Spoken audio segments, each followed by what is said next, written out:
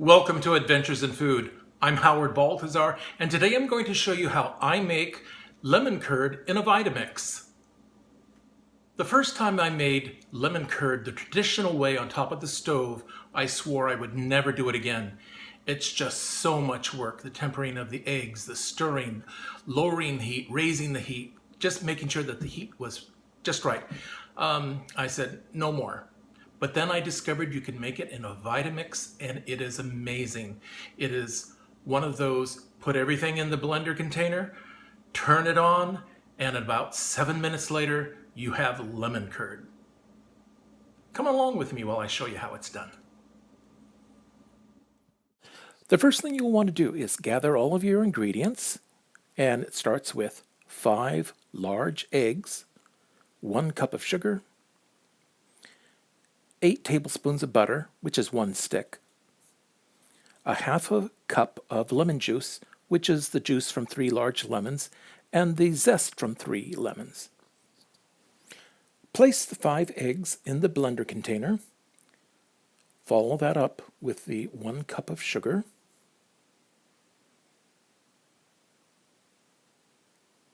and next you'll add the half a cup of lemon juice. We don't want to add the butter or the lemon zest yet. That will come at the end. And then you'll want to give it that pinch of salt, which is about 1/8 of a teaspoon. Make sure that the lid of the blender is securely attached and that the speed is at the lowest setting. Turn your blender on and gradually raise the speed from the lowest setting up to the highest setting, which on this blender is level 10. And then once you're up to level 10, the Vitamix will run for approximately 7 minutes. We'll be back once the 7 minutes are up.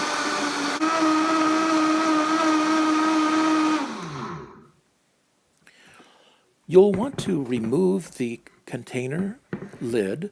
Check that it's hot and steaming. That lets you know it's fully cooked. Replace the lid, make sure it's secure, and remove the center cap. Place it back on the blender base and make sure that you turn the speed down to the lowest setting. That's very important to avoid splashing the liquid all over you when you turn it back on. So once it's been turned down to the lowest setting, turn on the Vitamix and add your butter 1 tablespoon at a time, and you'll want to wait about 5 seconds between each addition. Once all the butter has been added, you can turn the machine up to high for a few seconds to make sure that everything is homogeneous. Stop the blender, remove the cap, and now's the time to add the lemon zest. Replace the cap. Make sure to turn the speed down to the lowest setting and turn it back on and blend in the lemon zest. Raise the speed of the blender up to high for a few seconds just to make sure that everything is thoroughly blended.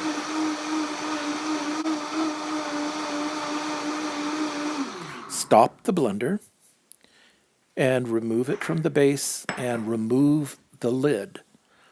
But be very careful, it's going to be very hot and steamy, and again that steam can cause a nasty burn. Pour the lemon curd into either your serving dish or your storage dish. It may seem a little loose at first, but it will definitely thicken as it cools off. After all the lemon curd has been poured into the container, you'll want to cover it with plastic wrap, and you'll want to make sure that the plastic wrap comes into direct contact with the lemon curd. That's to help prevent a skin from forming as it cools. Once the lemon curd has been wrapped, let it cool at room temperature and then place it in the refrigerator to chill for about 3 or 4 hours, or ideally overnight. The lemon curd's not quite ready, but I had to sneak a little taste.